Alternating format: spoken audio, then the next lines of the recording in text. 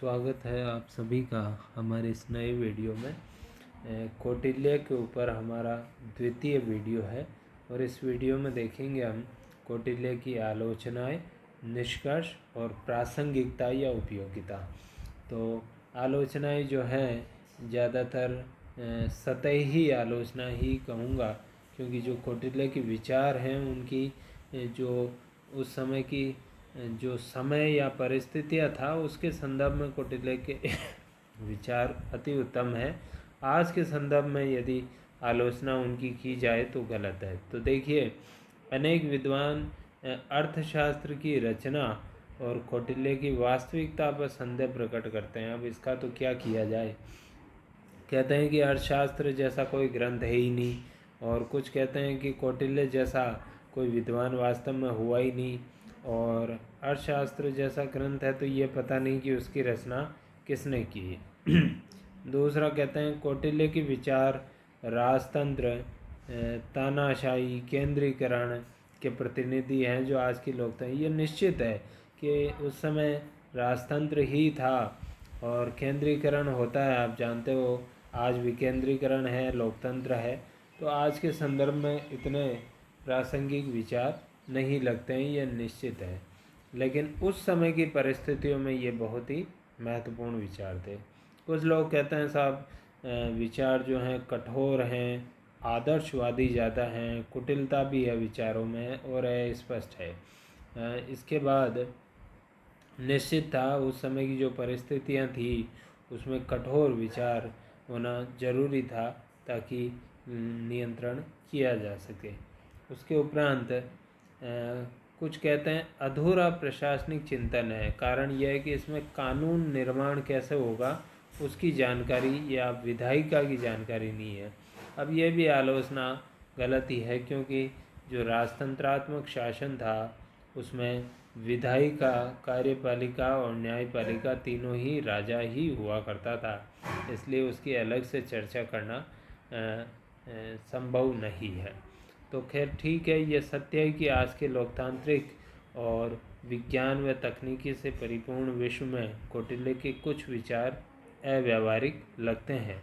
इस आधार पर कौटिल्य को पूर्णतः खारिज नहीं किया जा सकता। हथियारों की अंधाधुंध दौड़ जो आज चल रही है शामिल सभी देशों के संदर्भ में मंडल सिद्धांत आज भी प्रासंगिक है, और ये कुछ समस्याएं आज के संदर्भ में राज्य के समक्ष हैं, जैसे भ्रष्टाचार। तो उन्होंने जो 40 प्रकार बताए और उसके निवारण के उपाय बताए। आतंकवाद एक बहुत बड़ी समस्या है और भारत तो इसका सबसे बड़ा विक्टिम रहा है। संप्रदायवाद, आज हम देख रहे हैं संप्रदाय के आधार पर हिंसा हो रही है, हिंसा भड़काई जा रही है, लोगों में संप्रदायवाद का जहर घोला जा रहा है। तो ऐसी दशा में कठोर विचार ही निश्चित रूप से उपयोगी होंगे। ढीले ढाले विचारों से इन समस्याओं का नियंत्रण नहीं किया जा सकता।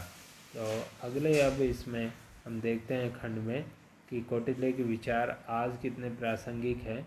तो जहाँ तक बात है कौटिल्य के विचारों की वर्तमान में उपयोगिता या प्रासंगिकता, तो ये देखिए कि यद्यपि कौटिल्य के विचार आज से लगभग ढाई हजार वर्ष पूर्व के हैं, लेकिन उनमें से अनेक विचार आज भी उपयोगी है। कौन कौन से विचार उसके उपयोगी हैं हम जल्दी से देख लेते हैं। सबसे पहला है राष्ट्रीय सुरक्षा और जासूसी के संबंध में उनके द्वारा बताए गए विचार विभिन्न देशों में अनुकरण हो रहा है।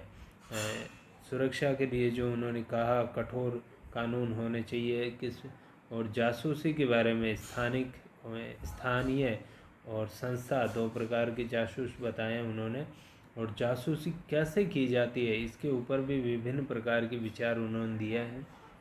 तो हमारे देश में भी जो DRDO है, रक्षा अनुसंधान संस्थान है, और जो पुणे विश्वविद्यालय है, इन्होंने मिलकर एक शोध किया जो कि सैनिकों को विभिन्न प्रकार से योग्य बनाता है। कौटिल्य के विचारों के आधार पर शोध किया ताकि सैनिकों की योग्यता और क्षमता बढ़ सके। इस आधार पे बहुत ही महत्वपूर्ण शोध किया है इन दोनों संस्थानों ने। फिर देखिए युद्ध के बारे में, कूटनीति के बारे में, कार्मिक प्रशासन, भ्रष्टाचार निवारण और सामुदायिक स्तर पर आपदाओं के प्रबंध के विचार उनके आज भी उपयोगी है।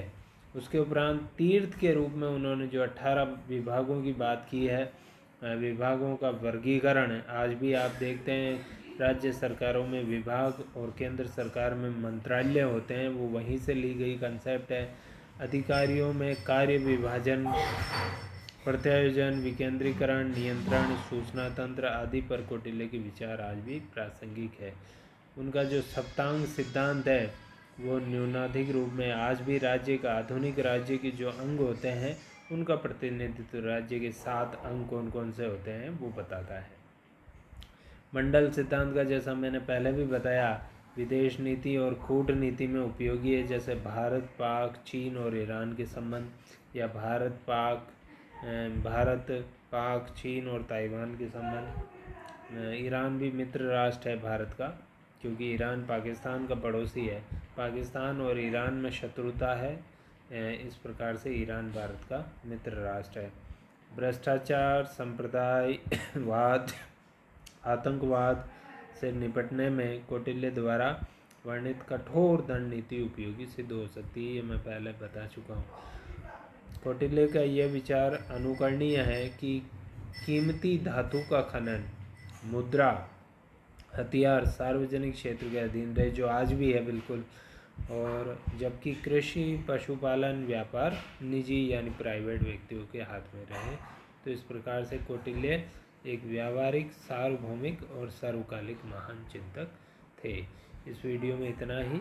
अगले वीडियो में हम एक नए चिंतक के साथ पुनः चर्चा करेंगे। तब तक के लिए आप सभी का धन्यवाद।